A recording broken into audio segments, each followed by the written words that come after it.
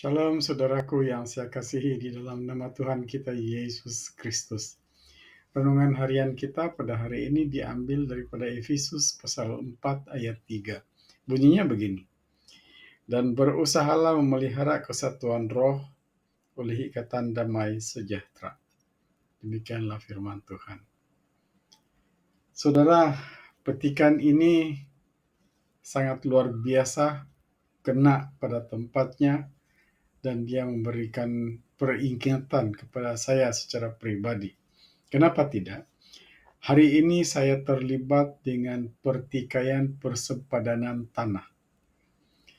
Dan daripada itu saya dapat merasa ada sesuatu di situ yang tidak sihat.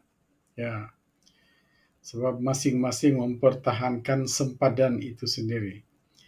Jadi melalui peristiwa itu, saya teringat kembali kepada peristiwa gembala-gembala Abraham dan gembala-gembala Lot.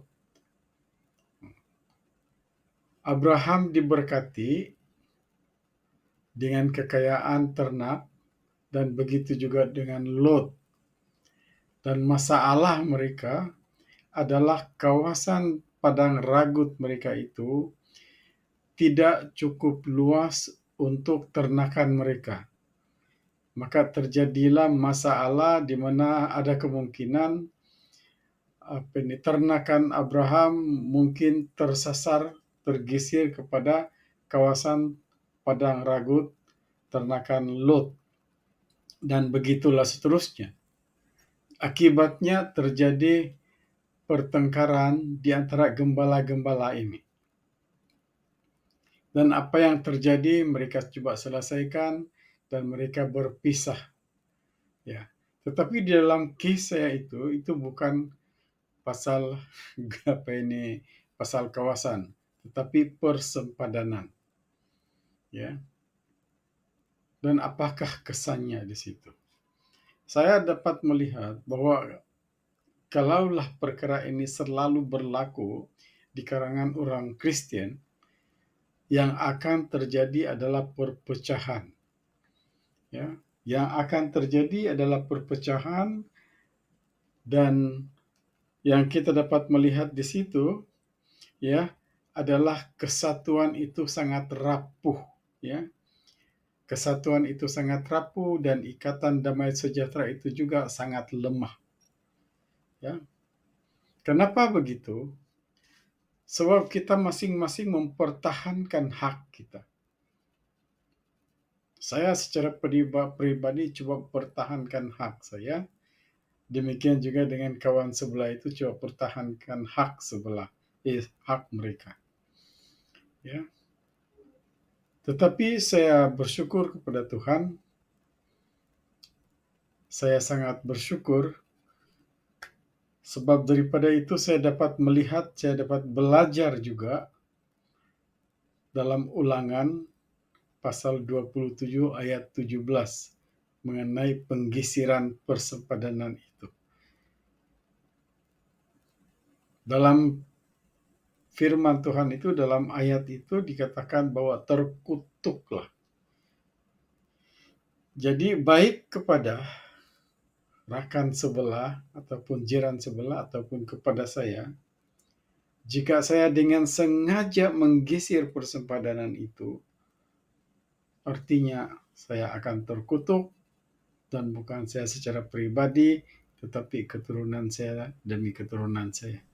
Demikian juga di sebelah ataupun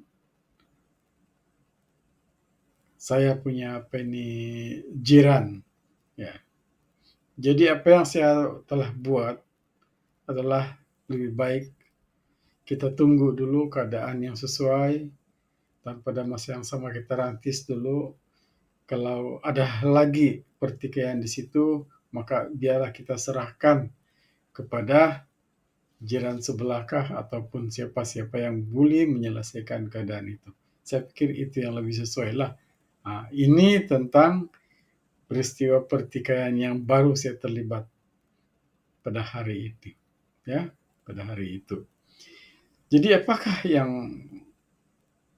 menjadikan kesan yang tidak baik selain daripada apa ini, ialah kesatuan yang lemah, ya, ikatan yang tidak kukuh itu.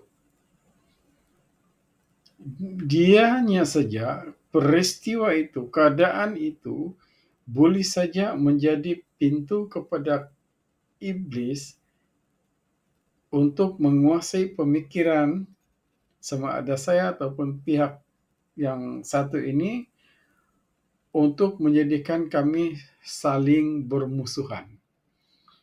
Ya, untuk menjadikan kami saling bermusuhan. Puji Tuhan, sebab keadaan itu ya dapat kita lihat melalui renungan kita. Jadi itulah saudaraku, pentingnya rupa-rupanya renungan itu. Walaupun kita cuma mengikut jadwal yang telah disediakan oleh orang-orang tertentu ataupun pelayan-pelayan tertentu, tetapi ianya sangat bermanfaat kepada kita. Apa yang kita renungkan selama ini, itu yang akan kita hidupkan di dalam diri kita sendiri.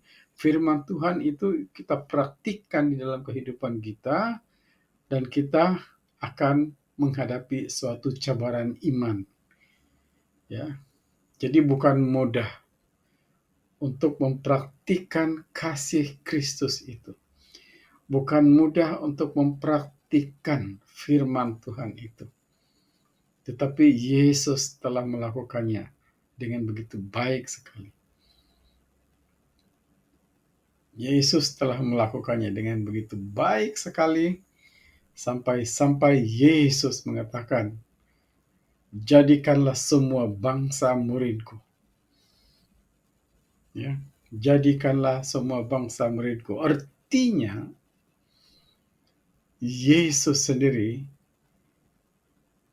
ya memerintahkan supaya semua manusia, semua bangsa ikut cara hidup dia.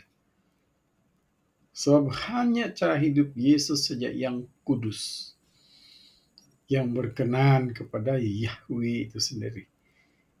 Ya.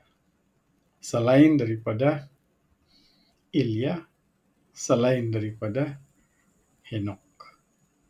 Ya. Jadi itulah saudaraku sekalian. Saya sangat teruja sekali dengan firman Tuhan kali ini. Ya. Sebab dia telah mengingatkan saya. Ya. Dia telah mengingatkan saya. Firman Tuhan itu mengingatkan saya bahwa pertikaian itu boleh menjadi pintu kepada iblis untuk menguasai jiwa kita ini untuk membenci orang lain. Ya. Dan begitulah juga seterusnya. Kemudian yang keduanya itu memang menjadikan ikatan roh itu dan damai sejahtera itu akan menjadi lemah. Bukan saja lemah, tapi akan menjadi hilang perlahan-lahan. Jadi yang mana kita mau? Kita pertahankan yang kita rasa hak kita, ataupun kita pertahankan kesetiaan kita kepada firman Tuhan di dalam Yesus Kristus itu sendiri. Saya berusaha untuk mempertahankan firman Tuhan itu. Dan saya masih di dalam proses untuk mempraktikkan firman Tuhan itu di dalam diri saya sendiri. Dan bukan mudah. Setiap saat, setiap waktu akan ada perkara-perkara kecil yang ingin menguasai jiwa kita ini untuk mempengaruhi kehidupan kita seterusnya, supaya kita jauh, ya, supaya kita jauh daripada kasih Yahweh itu sendiri. Jadi apa yang harus kita lakukan? hanya satu. Ya. Hanya satu. Setia kepada firman Tuhan. Setia kepada firman Tuhan itu sendiri. Dan berusaha untuk mempraktikkan apa yang telah kita pelajari daripada firman Tuhan itu. Dan kita berusaha meminta kepada Yahweh supaya Roh Kudus itu akan memimpin kehidupan kita untuk memudahkan kita mematuhi perintah Yahweh itu, menjadikannya hidup di dalam kehidupan kita. Firman Tuhan itu. Kita bersyukur sebab Roh Kudus itu yang telah dijanjikan oleh Tuhan kita Yesus Kristus. Dia akan menolong kita. Jadi itulah saudara. Sebagai penutup, saya ulang sekali lagi, hanya satu cara untuk mendapat berkat berkekalan, ya, yaitu memelihara ikatan damai sejahtera melalui semangat kesatuan yang sungguh-sungguh. Kadang-kadang di dalam jiwa kita itu berpikir sesuatu, tetapi di mulut kita bercakap lain daripada apa yang ada di dalam jiwa kita, di dalam pemikiran kita. Ini juga suatu cabaran. Sebab itulah perlunya jam doa kita itu. Perlunya jam doa kita itu. Supaya kita sentiasa dekat dengan Yahweh. Saya balik kepada peristiwa pertikaian tentang tanah. Mungkin ada pertengkaran dan kemarahan, sama ada di pihak saya ataupun di pihak jiran. Tetapi saudaraku, firman Tuhan senantiasa mengingatkan kita oleh kuasa, melalui kuasa Roh Kudus, supaya amarahmu jangan sampai matahari terbenam. Haleluya. Daripada itu kita dapat mendoakan jiran sebelah kita itu supaya kasih itu tetap terpelihara sepenuhnya. Ya. Dan saya percaya Yahweh itu sendiri akan campur tangan, ya, di dalam penyelesaian masalah-masalah seperti ini. Ya. Ini perkara kecil. Sedangkan kematian kekal pun Allah Bapa, Yahweh kita itu telah dapat menyelesaikannya. Dengan cara bagaimana?